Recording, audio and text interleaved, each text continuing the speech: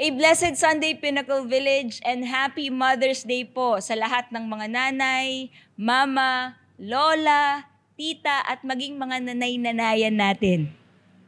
Sa araw po na ito ay pinagdiriwang po natin sila at binibigyang parangal po natin sila, hindi lang po ang ating mga biological mothers, but even women who served and continue to embrace the call of nurturing our next generation.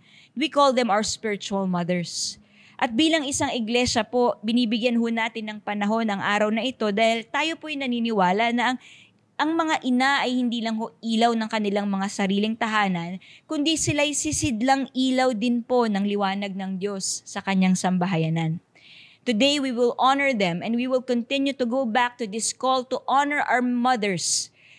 Bibigyan din ho natin ng panahon na talakayin ang pagbibigay parangal sa ating mga magulang because some of you, maybe you're a single parent at kayo po ay isang tatay, ngunit nagsisilbing nanay din kayo sa inyong mga anak.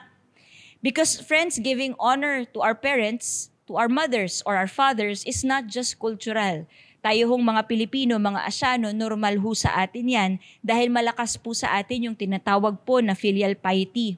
Pero pag titingnan ho natin ang atin hong katauhan bilang mananampalataya, ito po'y nakatanim ng maigi po sa salita po ng Diyos. The call to honor our mothers is deeply biblical and in a sense, it's very, very significant in our walk as followers of Christ. Kaya ho sa ating pagsisimula, tayo po ay magbabalik tanaw dito ho sa naging paalala ho ni Pablo sa Church of Ephesus. In fact, when he was going through a lot of reminders to this church, isa ho sa mga binigyang diin po niya ay ang pagpapahalaga po ng pakikitungo sa magulang, sa anak, sa mag-asawa, ang kahalagahan po ng tahanan pagdating po sa pagsulong ng gawain po ng Diyos. Basahin po natin ang Efeso 6:1-3. Mga anak, sundin ninyo ang inyong mga magulang alang-alang sa Panginoon, sapagkat ito ay nararapat. Igalang mo ang inyong ama at ina. Ito ang unang utos na kalakip na pangako. Magiging maganda at mahaba ang iyong buhay sa lupa. Kung mapapansin po natin, kinote po ni Pablo ang ikalawang bahagi po, the first commandment in the second set of laws that God gave to the Israelites. If we remember, meron pong 2 set ng kautusan na ibinigay po sa mga Israelita. Ang unang 4 po ay batas patungkol po sa ating relasyon po sa Diyos or what we call the vertical laws that are related to our vertical relationship with God. But the second 6 are actually related doon ho sa ating pakikipag-ugnay po sa ating kapwa. At ang kauna-unahan po na binigay po ng Diyos na kautusan ay ang paggalang ho natin sa ating mga magulang, sa ating pong mga ama at ina. In verse 12 of Exodus 20, sinabi po, igalang mo ang iyong ama at ina, sa gayoy mabubuhay ka ng matagal sa lupaing ibinigay sa inyo ni Yahweh na inyong Diyos. Tingnan ho natin ang salitang igalang. Sa English po, ang ginamit po na salita is honor. In Hebrew, it came from the word kabed, which literally means to give weight to or to treat as significant. Ang ibig sabihin po ng pagbibigay galang, minsan nga po yung salitang galang sa atin ho sa mga Pinoy, sa atin ho sa mga Pilipino, medyo nawawalan po ng weight ito. But when the Bible used the word honor o igalang, ito po'y pagbibigay ng malalim o mabigat na halaga. Sabi nga po ng isa pong translation, ito po'y pakikitungong may dangal o pagbibigay po ng dangal. Hindi lang po sa Exodo binanggit po ito, hindi lang po ito si Pablo, kundi maraming beses po sa aklat ho ng Kawikaan ay binigyan diin po ang kahalagahan ng pagbibigay po ng galang at pagbibigay dangal sa atin hong mga magulang. Kawikaan 1:8 ang sabi po, anak ko, dinggin mo ang aral ng iyong ama at huwag ipagwalang bahala ang turo ng iyong ina. Kawikaan 23:25, sikapin mong ikaw ay maging karapat-dapat, ipagmalaki ng iyong mga magulang at dudulutan mo ng kaligayahan ang iyong ina. Bakit ho natin ito pinag-uusapan? I know it's Mother's Day, but sometimes we forget and we become passive in celebrating this, especially as followers of God. You see, when you look at the Bible, kung meron pong isang patuloy na dinidiin ng Biblia, ang mga pangako at mga kautusan ng Diyos, isa po dito ay ang atin hong pagbibigay galang at pagbibigay po ng halaga sa atin pong relasyon sa ating mga magulang. It's not just a law that we have to follow like a formula, but when you look at the Bible and whenever Paul would mention this in the epistles, makikita ho natin na meron po itong bigat sa kung papaano ho magkakaroon ho ng isa pong buhay at maging isang komunidad na sumusunod po sa alituntunin at sa mga pangako ho ng Panginoon. Sa 2 Timoteo 3:1-5, ito po ang naging paalala ni Pablo kay Timoteo. Isa ho sa mga binanggit po niya ay ang halagahan po ng relasyon natin sa ating mga magulang.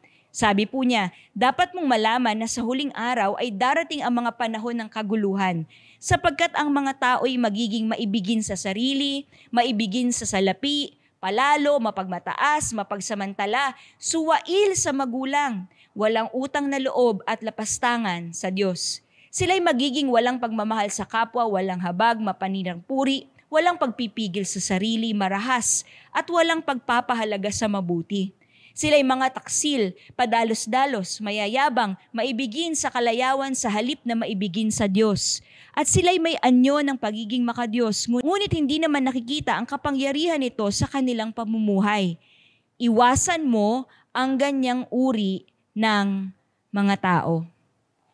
Yes, we celebrate Mother's Day. We want to talk about our moms. But you see, we do this because how we deal with our parents at home is very crucial. Napakahalaga po niya, hindi lang po sa loob ng tahanan, hindi lang po sa buhay ng tao, pero po ang pagpapalago ng sambahayanan po ng Diyos. Home is a crucial part of society and church and how God designed human flourishing. Ang mga batas po na ito ay binigay sa atin ng Diyos, hindi para kontrolin po tayo o para sabihin natin 1+1, pag sinunod ko ang Diyos, may reward ako. Pero para lalo ho nating lubusang maranasan ang pagkakakilanlan at kaanyuan natin bilang mga mananampalataya. Contrary to the belief that we have in the world where we hate rules as much as possible, kung pwede lang, alisin na natin ito, ang mga boundaries na to, at meron na lang freedom, wala nang restrictions. You see, friends, laws and rules are very important, not to control us, but to lead us and to direct us. When the Lord has reminded us of rules and boundaries at home, it is to guide us to become better people. Friends, boundaries are good, rules are helpful, and freedom can happen even with restrictions. Kaya ang gusto ho ng Panginoon para sa atin, isa ho sa mga utos na kanyang pinaalala, ay ito hong paggalang ho natin sa atin hong mga magulang. Hindi po ito batas na dapat lang ho nating sundin para hindi ho tayo maparusahan. Pero ang nais ho ng Panginoon ay maunawaan ho natin ito upang magkaroon ng pagbabago sa ating mga puso. Na maintindihan po natin ang tunay na ibig sabihin ng pagmamahal sa Diyos at pagmamahal sa ating kapwa. Kung naalala po nyo sa Hebrews 8:10, I'll be reading in English. The reason why God kept this law for us, I will put my laws into their minds and write them on their hearts, and I will be their God, and they shall be my people. Na ang mga Israelita po ay nagmula sa isang panahon ng pag-aalipin. Ang isa ho sa pinaalala ng Panginoon po sa kanila ay ang 4 na kautusan, ang kanilang relasyon sa Diyos. Ngunit ang ikalawang bahagi po na kung saan sila po ay tinulungan ng Diyos upang mabalik ang kanilang kasarinlan, ay ito pong paalala na ito, igalang ang iyong mga magulang. These laws are to be written in our hearts because, friends, we are called to honor our parents, to honor them as we are to honor God. We will be looking at 5 points today. Wag po kayo mag-alala, hindi po ito mahaba. We will go through them very quickly para lalo lang ho natin maunawaan ang kahalagahan po kung bakit ho natin ipinagdiriwang ang araw po na ito. Na hindi lang po ito pag-alala sa mga sakripisyo ng ating mga nanay, hindi lang po pag-alala po ito ng mga bagay ho na kanila pong ginagawa para sa atin, Pero makita po natin na ang pagbibigay galang po sa kanila ay mahalaga rin po sa puso ng Diyos. If we look at Ephesians 6:1, Efeso 6:1, ang isang nagiging paalala po nito ay magkaroon po tayo ng paggalang sa ating mga magulang alang-alang sa Panginoon, that we must honor them in the Lord. Balikan po natin ang unang bahagi po ng Efeso 6, mga anak, sundin ninyo ang inyong mga magulang alang-alang sa Panginoon, sapagkat ito ang nararapat. Ang kautusan po na ito ay hindi po optional. It is a command and not an advice. Ito po ay hindi nakatuon din sa tao, kundi ang kautusan pong ito ay nakatuon po sa Diyos. Ano pong ibig sabihin nito? Kapag po naririnig po natin ang verse po na honor your parents, kadalasan naririnig ko ito sa ating mga young people. Sometimes I will be brought with that question, paano po yun kung hindi po kagalang-galang ang aking mga magulang? Paano po kung yung mga bagay na inaasahan kong ginagawa po nila ay hindi po nila ginagawa? You see, friends, God knows that we don't have perfect parents. Yes, we honor their sacrifices and their love and their faithfulness, but every single parent is a human being. Ang bawat isa po na magulang ay tao din. Alam po na Diyos na wala pong perpektong ina. Alam po ng Diyos na wala pong perpektong ama. At alam din naman ho natin mga magulang, hindi po ba? Hindi po tayo perpekto. Pero ang nais po natin na ibigay sa ating mga anak ang pinakamahusay na buhay na pwede po nating ibigay. Kaya ang kagandahan po sa paalala pong ito, sa kautusan pong ito na pinaalala din po ni Pablo sa Church of Ephesians or sa Church of Ephesus, ay ang paggalang po sa ating mga magulang ay hindi nakatuon sa kanila. Dahil may mga bagay po na minsan maaaring nagkakamali rin ho sila. Pero ang paggalang ho natin sa ating mga magulang, kahit na paminsan po sila po ay nagkakamali din, ay paraan ho natin upang magbigay galang din sa Diyos. Friends, you and I, even if our parents are not perfect, I'm quite sure na meron ho tayong pagnanais na igalang po natin ang ating mga magulang. Sigurado po na paminsan kapag nagkakamali rin tayo sa kanila, we feel guilty somehow. Because you and I, friends, are created to honor our parents. We are created that way. We, as created in God's image, understands how it is to honor our parents. Ito po ang isang bagay na nais pong ipaalala po sa atin po ng Diyos. Na sa ating paggalang sa ating mga magulang, ito po ay nakatuon sa ating paggalang po sa Kanya. Ito hong panawagan po na ito ay hindi lang po para sa mga bata. Even if you're already an adult child and you already have your own families, we have to keep this in our hearts, faithfully in our hearts. Because this law is not just written on papers, it has to be written in our hearts. Sabi nga po ni William W. Klein, the phrase in the Lord modifies the verb obey and not parents. The point is not that Christian children must obey only Christian parents, but rather that Christian children must obey their parents in keeping with their commitment to Christ. To honor our parents is not our commitment to them alone. Pero ang paggalang ho natin sa ating mga magulang ay commitment po natin sa Panginoon. Sabi po ni Timothy Keller, ang ganda po ng kanya pong paalala, when we honor our mothers, we are not only obeying God. We are aligning our hearts with the way He designed the world to flourish. Napakahalaga po na maunawaan po natin ito. Kapag iisipin po natin na ang kautusan pong ito ay nakatuon lang sa ating mga magulang, there will be times that we will get tired or there will be times that we will question. But friends, if we really want to honor our mothers, we must see it in the light of our commitment with God. Kung may isang bagay po na hindi po natin mapili sa daigdig na ito po, hindi po natin napili ang ating mga magulang. Ang Diyos po ang nagtakda sa atin, para sa atin, ng ating mga magulang. At kung bakit sila po ang ating nanay at sila po ang ating tatay, ay may dahilan po ang Diyos. That's why if there's one thing that will lead us to really fully understand the purpose of God as we relate with our parents, especially our mothers, is that we may honor them in light of our commitment to God. Bumalik po tayo sa Efeso 6. sa pagpapatuloy po natin ng talakayin po ng paalala po ni Pablo sa iglesia. Ang ikalawa po ay ito, verses 2 to 3, igalang mo ang iyong ama at ina. Ito ang unang utos na may kalakip na pangako, magiging maganda at mahaba ang iyong buhay sa lupa. This is a reminder that if we honor our parents or if we honor our mother, there is a promise. Ang paggalang na may kalakip na pangako. It comes with the promise because God reminded, at least during that time, nung verse po na ito pong talatang ito ay ibinigay po doon sa Exodo, pinaalala po ito para sa kanilang pagtungo sa lupang pangako. Pinaalala ng Diyos na kung aayusin nila ang relasyon nila sa kanilang mga magulang at igagalang nila sila, ay magiging maganda ang kanilang buhay. Yan po ang una.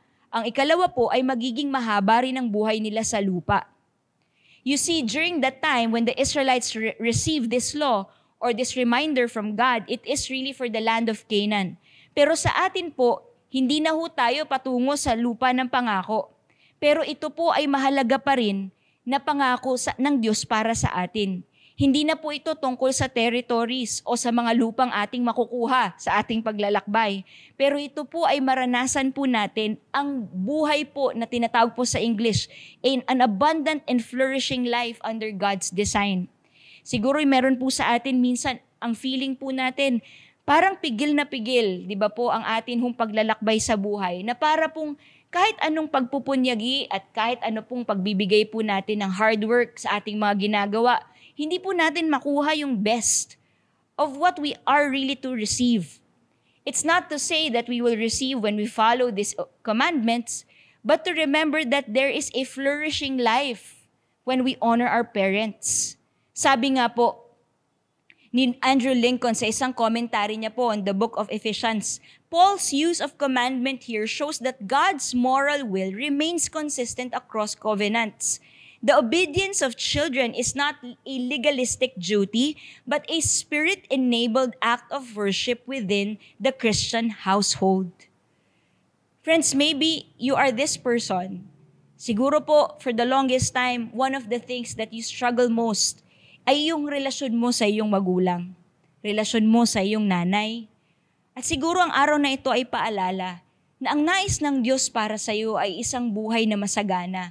Maaaring hindi sa material na bagay, pero po yung kabuuan po at kakontentuhan ng buhay. Maybe one thing that you have to address now is this. How are you honoring your mom? How are you honoring your father?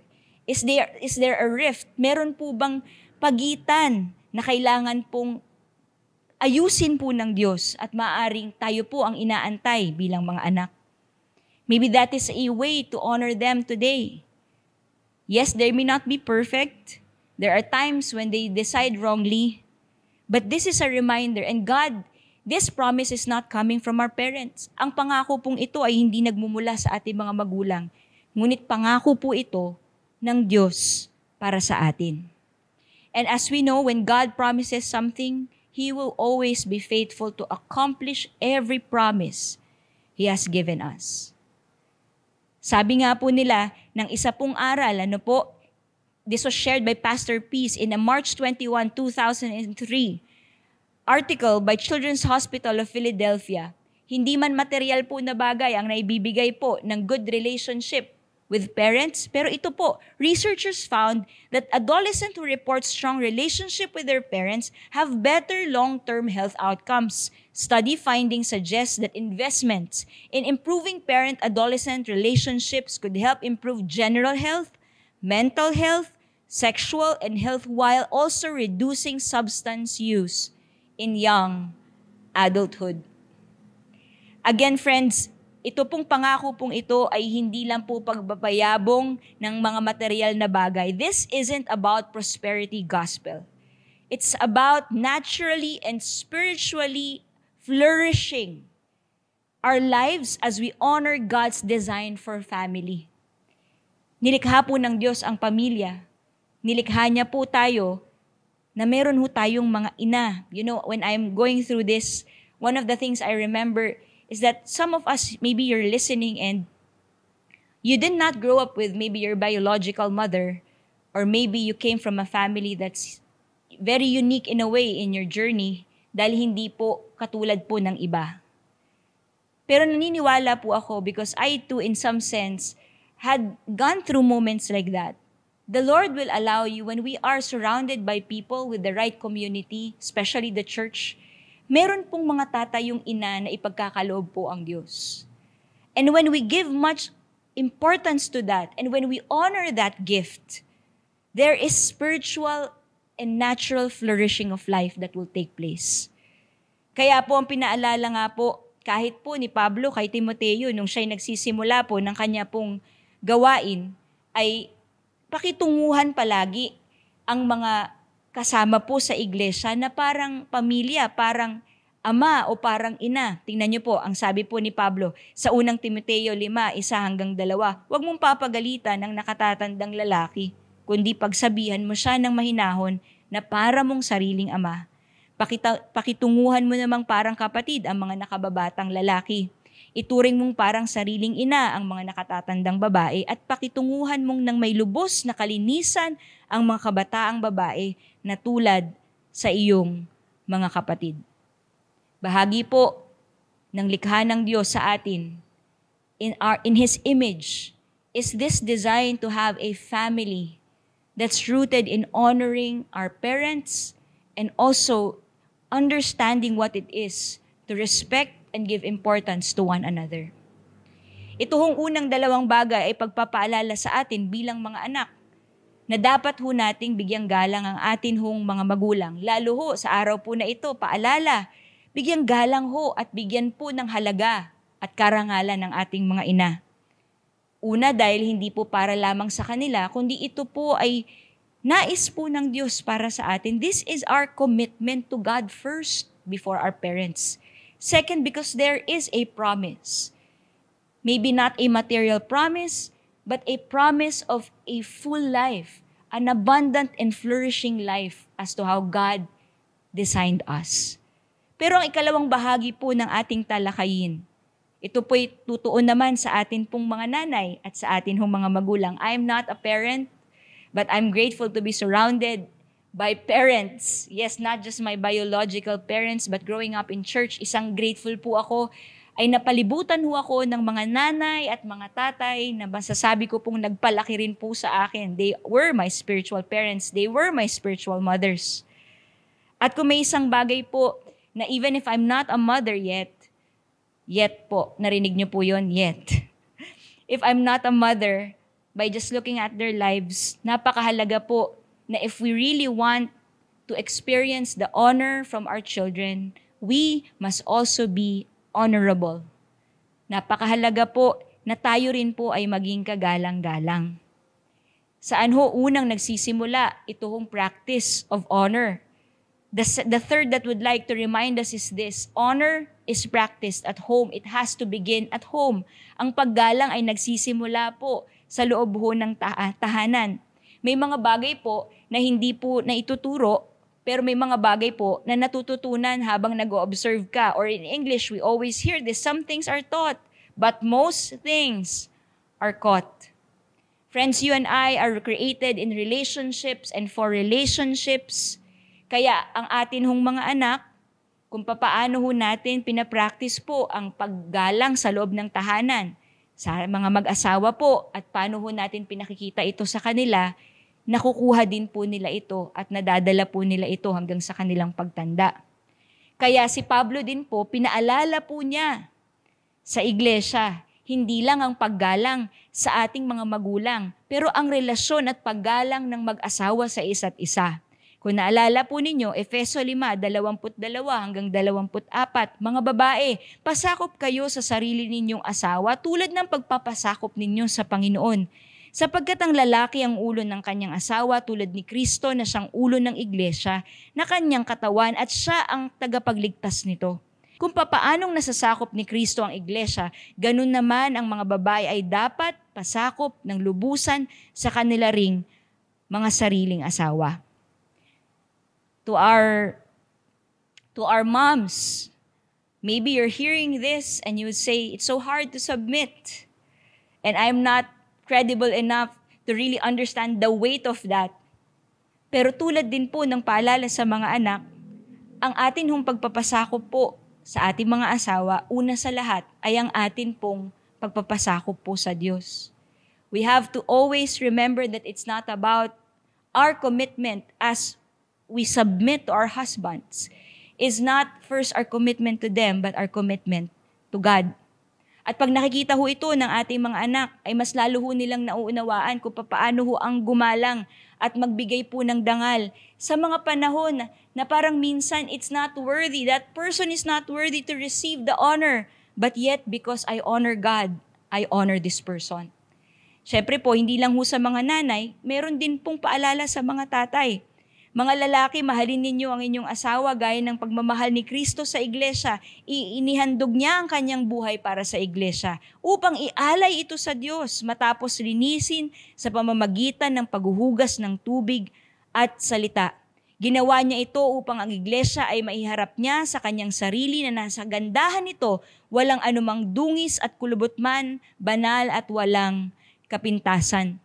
Verse 28, gayon din naman, dapat mahalin ng mga lalaki ang kanilang asawa tulad ng sarili nilang katawan, at ang lalaking nagmamahal sa kanyang asawa ay nagmamahal sa kanyang sarili.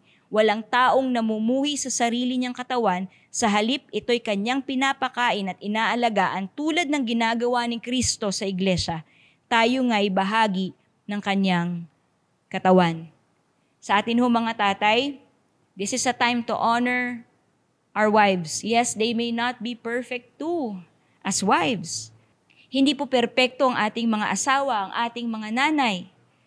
Pero po, ang paalala ho ng Biblia, ang atin pong pagbibigay dangal sa kanila, katulad na kung papaano po pinapahalagahan ng Diyos ang kanyang iglesia, ay paraan upang bigyang dangal po natin at parangalan ho natin ang ating mga asawa. Kapag ito po ang nakikita ng mga bata sa loob ng tahanan, ay natututunan po nila ang mga importanteng bagay sa buhay. When children see how their parents honor and respect one another, they too learn obedience, respect, and submission as they watch their parents first and foremost submit and obey to God. Sabi po ni Richard Plass and James Schofield, our individual relational reality was born of the connection of our parents. Without the loving and nurturing parents of others after birth, we would not have survived. The relationships in our family of origin shaped and molded our lives. As we grew into adulthood, our relationships influenced the state of our souls, for good or for ill. We cannot reach our potential without healthy relationships. An expensive house, ang isang mamahaling tahanan po ay hindi kayang gumawa ng isang klase ng relasyon na magtatagal. Ang isang magandang trabaho na may malaking kita ay hindi po nagagaranti ng isang masayang pamilya. Kung papaano ho tayo nagkakaroon ho at nagbibuild po ng relationship sa bawat isa sa loob ng tahanan, yan din po ang nadadala ng atin pong mga anak. If we want children who honors us, we must learn to honor our marriage and we must also learn to honor our homes. Kung gusto ho natin ng mga anak na marunong magbigay dangal at gumagalang sa kanilang mga magulang, ay dapat ilaban din ho natin ang pagsasamahan at tahanan po na may paggalang sa Diyos. Friends, it's important for us to remember this as we celebrate Mother's Day. If we really want to understand the depth of celebrating our moms, celebrating our parents, it must begin first inside the home. Ang ikaapat po sa atin pong pagpapatuloy, honor when it's difficult. Magkaroon pa rin po ng pagnanais na isulong po ang buhay na kagalang-galang kahit mahirap.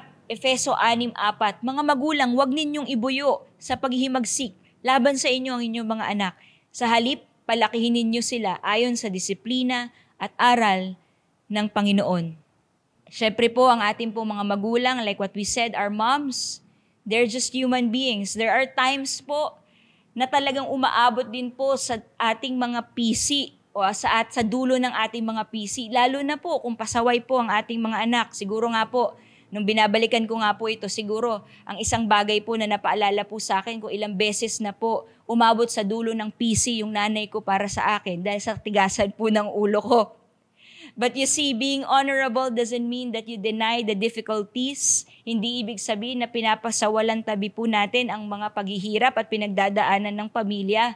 Pero ang kahalagahan po nito ay magkaroon pa rin tayo ng buhay na kagalang-galang sa pamamagitan po ng pagsandal natin sa grasya ng Diyos. Honor is not a title, it is a way of life. You can be an honorable person because you have earned a name or a title. Pwedeng yan po ang meron. Ako ang anak, di ba ho? Lagi ho nating naririnig yan eh. Ako ang magulang. Dapat ako ang sundin mo. Ako ang nanay. Ako ang tatay.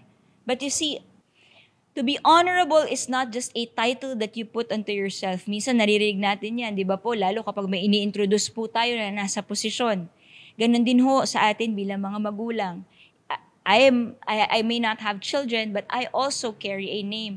And somehow, I'm also tasked to nurture and called to nurture lives as a pastor. And sometimes, honor is not found in the titles that we carry. Hindi po dahil tayo nanay o tatay o in my case, I'm a pastor. It means that we are already deserving of honor. To be honorable is a way of life. And there are times po na mahirap. Mahirap po na pangunahan o manguna po sa ating mga pamilya, mahirap po na magsakripisyo para sa ating mga anak. Pero ang paalala po ng Panginoon po sa atin ay ipagpatuloy po natin na palakihin sila sa disiplina at aral po ng Diyos. Again, not our own discipline or not our own learnings in life, but the discipline of God. Alam niyo po, to live a honorable parenting, it's not to deny pain. The Lord understands that we are not perfect as parents, but He understands that His grace is sufficient for us. May mga panahon po na mahirap, nakakapagod, masakit. Pero yan din po ang panahon na lalo ho nating mauunawaan kung papaano mabuhay ng nakagalang-galang bilang isang magulang, bilang isang ina, kapag tayo po ay sumasandal hindi ho sa ating sariling paraan ng pagdidisiplina o aral ng buhay, kundi sa disiplina at aral po ng Panginoon. Sabi po ng isang mangangaral, we fail as parents. This does not make us bad parents. It simply means we need grace. Do not hide your need of grace, for that is part of the teaching experience too. Kids need to know that people fail in obedience, but there is one who did not fail. There are times that we try to deny that parenting or being a mother is difficult. But sometimes our children need to see it. Kailangan makita rin ho ng ating mga anak, ito pong vulnerability po natin sa Panginoon. Na as we train them, this is not perfect training, but this is God-centered training. That as we train them to a godly life, we too are learning to be godly. As we train them to depend on God's grace, nakikita din po nila sa atin ang atin hong mga kahinaan at nakikita po nila kung papaano tayo tumutugon sa ating mga kahinaan. Ang ating pagnanais sa Diyos ang nauuna sa lahat. We are to be honorable or to honor even if it's difficult. And the last, sa atin hong mga nanay, tunay po, nakagalang-galang po ang maging isang ina. Atin hong tapusin ang mensahe pong ito sa pagpapaalala po na sa ating mga magulang, sa ating mga nanay po. Dahil ito po ay araw po ninyo. We've been talking about how it is to become a parent, how it is to honor our parents, but this is your day. And would like to thank you continually. We see you po and we acknowledge you. And it's truly honorable. Isa po talagang karapat-dapat ng paggalang po ang pagiging pong isang ina. Your calling is holy and deeply honored, not just by people, not just by us, but by God. Yung mga sakripisyo niyo po na hindi nakikita ng maraming tao, kahit ng inyong asawa o ng inyong anak, nakikita po ng Diyos. And ultimately, those unseen goodness, sacrifices, and love reflects the nature of God. Salamat po sa inyong patuloy po na pagmamahal at sakripisyo para ho sa inyong mga anak. At kung kayo naman po ay magulang, masasabing nyo sa sarili nyo na hindi man kayo a biological mother, but you've been a mother to many, to our spiritual mothers. We would like to thank you Thank you for choosing to take part in building the next generation. Thank you for your sacrifices and your labor of love. You may not have physically labored, but you continually labor in love. Kayo po ay maganda, kayo po ay mahal ng Diyos at nakikita po ng Diyos. Hindi man po nakikita ng tao, pero alam po ng Diyos ang inyong ginagawa. Thank you that even if we are not children of your own, you still call us as your children. You are God's gift to us. We'd like to honor you today. Sabi po ni Elizabeth Elliot, it is a spiritual principle that what God gives us, we are to give back to Him. Motherhood is a gift, a calling, and a trust. Children do not belong to us. They are given to us to be given back to God. Sakripisyo po ang pagiging isang ina dahil alam po natin, kahit pagiging isang magulang, sabi ko nga po kanina, maaring tatay ka, nakikinig ka ngayon, pero tumatayo kang nanay sa mga anak mo.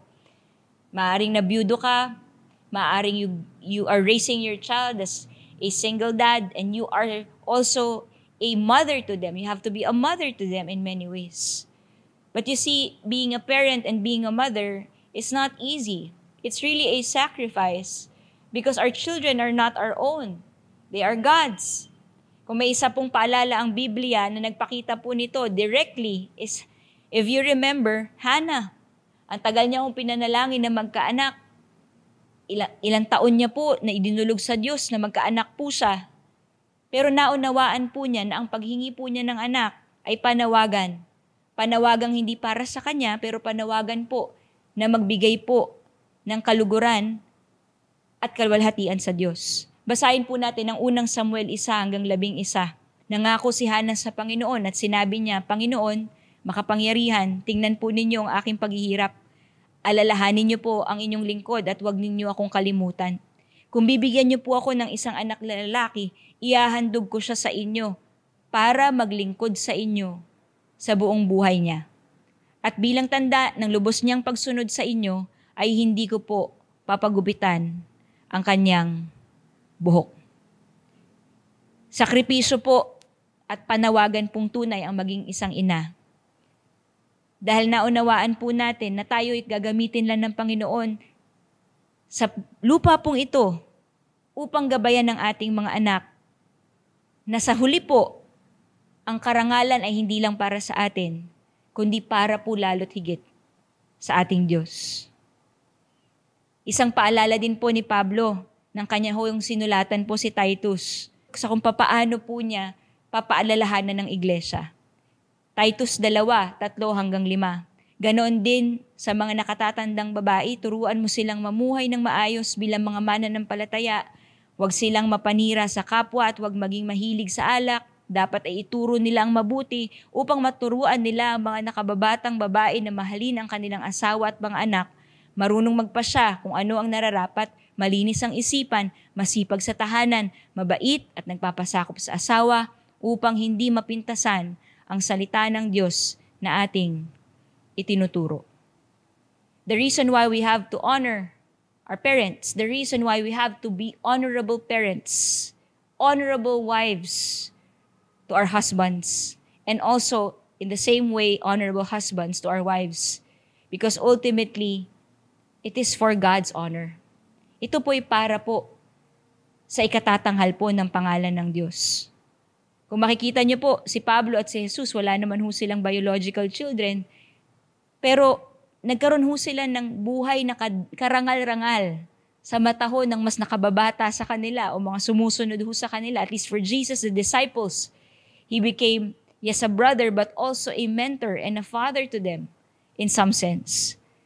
Because the truth is this, to nurture others around us is to echo God's own heart. Ito pong panawagang magbigay alaga sa buhay ng tao ay puso po ng Diyos. Whether by birth or mentorship or spiritual formation, whenever we nurture people, we are reflecting God's life-giving care. Kaya sa atin hong mga nanay, salamat po sa katapatan po ninyo. Salamat na minamahal niyo po ang Diyos una sa lahat. At salamat dahil po doon ay nagsasakripisyo po kayo at patuloy niyo po kaming minamahal. Nakikita po namin kayo at kinararangal po namin kayo. Ang inyo pong angking kagandahan ay may kaakibat din po na pasanin. Real beauty of a woman is not just the physical, but how he carries or she carries herself with strength in the midst of burden. Yan po ang regalo ng mga nanay. Maganda pa rin, hindi speak up. Una dahil po sa kalakasang binibigay po ng Diyos sa kabila ng napakadami po nating pasanin sa buhay. Ang panalangin po namin ay bigyan kayong patuloy ng Diyos ng kalakasan. May He be the strength of your heart and your portion forever. I'd like to end with Charles Spurgeon. Ang ganda po ng naging paalala po niya kung gaano kahalaga po ang role ng mga nanay pagdating po sa pananampalataya ng kanilang mga anak. Sabi po niya, "The best theology is not learned at a seminary, but at my mother's knee." Thank you for praying for the next gen, walking with the next gen. And we hope and we pray sa atin po na mga anak, wag din ho tayong mapagod na ipanalangin at iluhod sa Diyos ang atin pong mga nanay. Sa atin pong pagtatapos, aawitin po natin ang isang awiting magpapaalala na sa gitna ng lahat po na ating pinagdadaanan. Maaring ikaw ay anak, nakikinig ka ngayon. This is a difficult topic for you because you grew up not with a mother, or you grew up in a different kind, a very difficult home. God is reminding you that you can trust Him and He will nurture you with His love. He will bring people, and we really hope that church is something that will allow you to experience the nurturing love of God. Maybe you are a mother, may pinagdadaanan ka ngayon. You're a single mother, or maybe you're going through very difficult times as husband and wife. This is a song to remind that you can trust God. Because like a mother and like a parent, He sees you and He will be there for you no matter what. Awitin lang po natin ang awitin pong ito.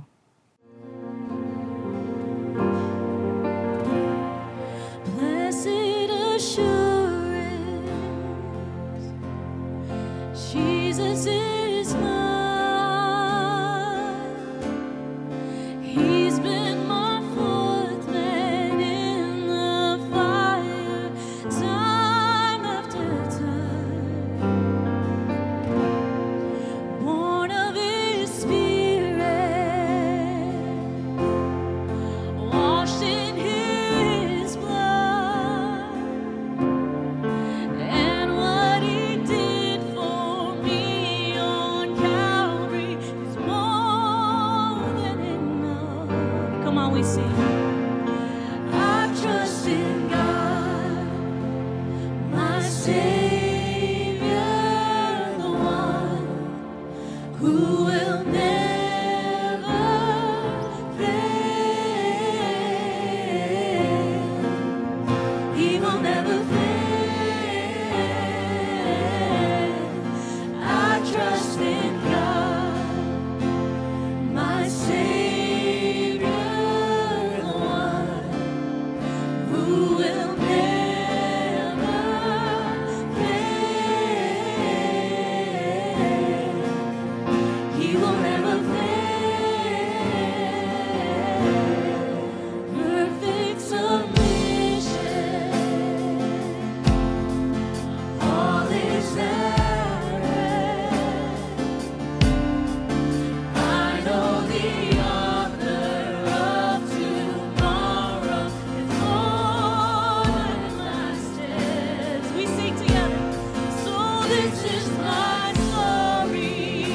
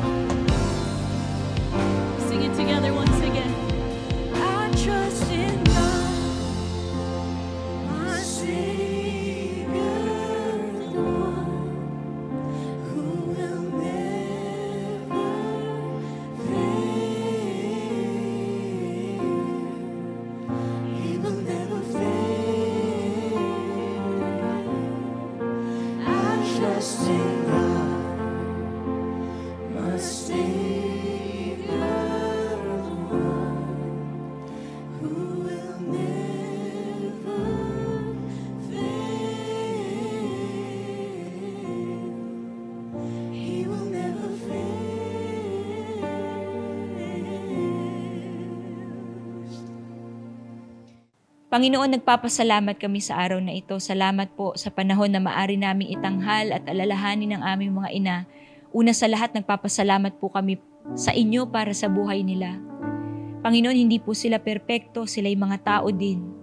Ngunit salamat na walang aksidente, O Diyos, sa inyo. Pinahintulot ho ninyo na ang bawat buhay, Panginoon, na ang bawat buhay na ipinagkaloob niyo ho sa amin, Panginoon, aming Ama, ay instrumento po ang aming mga nanay, Panginoon. At patuloy namin silang inilalapit sa inyo, aming Ama. Kayo ang tunay na nakakakita sa puso nila, nakakakita ng kanilang mga pinagdadaanan, nakakakita ng kanilang mga iniisip, ang mga alalahanin, aming Ama. And those times, Lord, we pray that you will continually allow your strength and your peace and your joy to fill their hearts, O God. They are truly a blessing to us. Maraming salamat sa buhay nila, Panginoon. Ngunit dinadalangin din ang relasyon, Panginoon, ng mga magulang sa anak, ng mga nanay sa kanilang anak, ng mga mag-asawa, sa mga dumadaan sa pagsubok ngayon, aming Ama. Nawa ang inyong salita ang magsilbi po, Panginoon, na paalala na kahit mahirap, Panginoon, na ibigay ang galang, kahit mahirap, Panginoon, na maging kagalang-galang. Mahirap, Panginoon, na mamuhay ng matiwasay, lalo kapag nasasaktan ka o nahihirapan ka. Nawa ang inyong salita'y maging paalala na kayo po ang nasa gitna ng lahat ng ito. Kayo ang dapat naming tingnan, kayo ang dapat naming asahan, kayo ang dapat naming sandalan. Panalangin ang kapayapaan sa mga relasyon na dumadaan ngayon sa pagsubok. Those who are going through times of reconciliation, times of forgiveness, that your forgiveness will overflow and that your love in every home will overflow, O God. Because if it's just up to us, our love for one another, even to our parents, are limited. But we ask that your unconditional love will change us, O God. We pray that the Holy Spirit, who helps us, will continually fill our hearts, O God. Ang mga nanay, patuloy gabayan ng inyong banal na spirito. Ang mga anak, patuloy gabayan ng inyong banal na spirito. Ang mga tatay, ang relasyon nila sa kanilang mga asawa, patuloy gabayan ng inyong banal na spirito. So that, Lord, we will continue to reflect your heart through our homes and through our relationship with one another. Thank you so much, Father, that we can trust you. Thank you so much that your love, Lord, is our example, the best example of how a parent loves his children. May we always find strength in your love, O Lord. Katulad din sa mga nanay, sila'y mga anak niyo din, aming Ama. Kaya sa panahon ng kapaguran, sa panahon po ng pagsubok, ay makahanap ng kapahingahan sa inyo. Salamat po, Panginoon. We also thank you for our spiritual mothers. Thank you for the gift of church and the gift of bigger family. We thank you for today, O God. We give to you all glory. We give to you all honor and praise. In Jesus' mighty name we pray. Amen.